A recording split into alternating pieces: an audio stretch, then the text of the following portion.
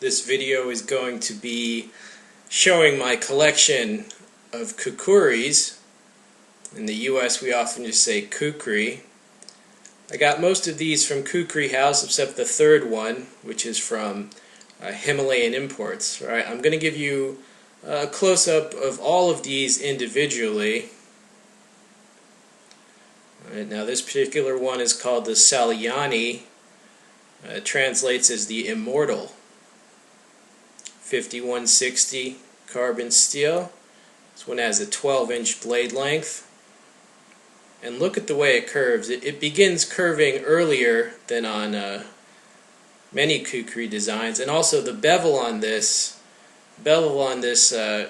is higher than on most. Very beautiful.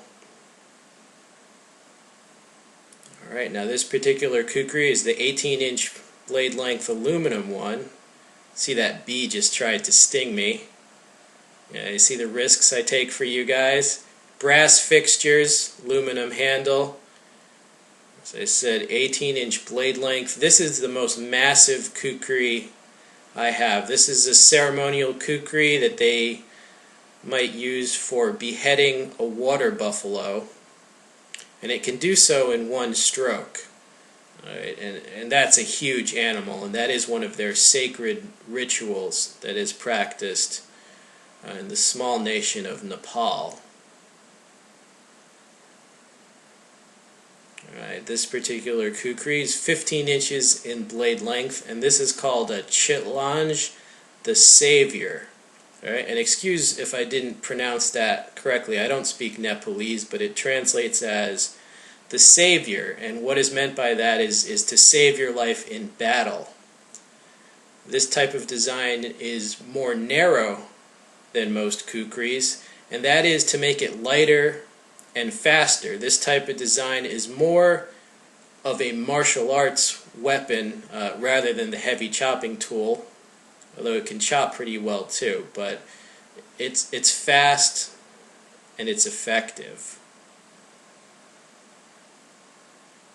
This is the GI2, stands for Ghurka Issue 2.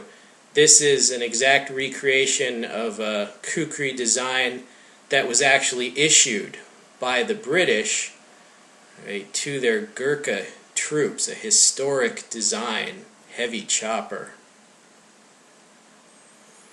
Alright, this is from Himalayan Imports. It's 25 inches in total length, about 20 inches in blade length. And I'm not sure how to pronounce it, but something like Sirupati. I think I did horrible at that, but I'll spell it out in the text box. But this is a beautiful Kukri, was about $200. It is the longest one I own, and again, this is more of a let's say martial arts design in that it's more narrow, but very fast. Would be devastating. Alright, this is another design that was actually issued to troops, and you see the marks on the blade. I've actually tested this one. I did durability testing. I've chopped wood with it, performed very well. Alright, this is my smallest Kukri. It's about 10.5 inches in blade length.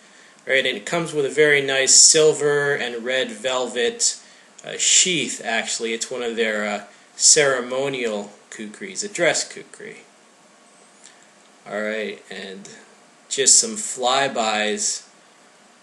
I mean, definitely a beautiful sight if you are a cutlery enthusiast, a blade enthusiast. I highly recommend Kukris, whether you want to start a collection, which is just it's fun, rewarding, or maybe you just want one just to use as a camping tool.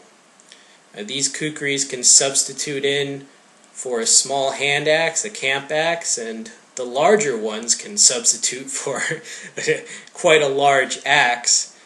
The more narrow ones can also be used as a machete. Now it's going to be a heavier machete, but there are heavy machetes.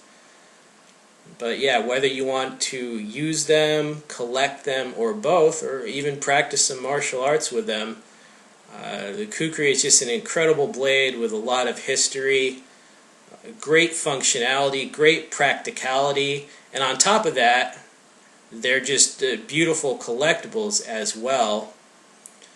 Definitely going to keep collecting Kukris. You know, if you're tired of talking about blade play on little folders, get yourself a Kukri.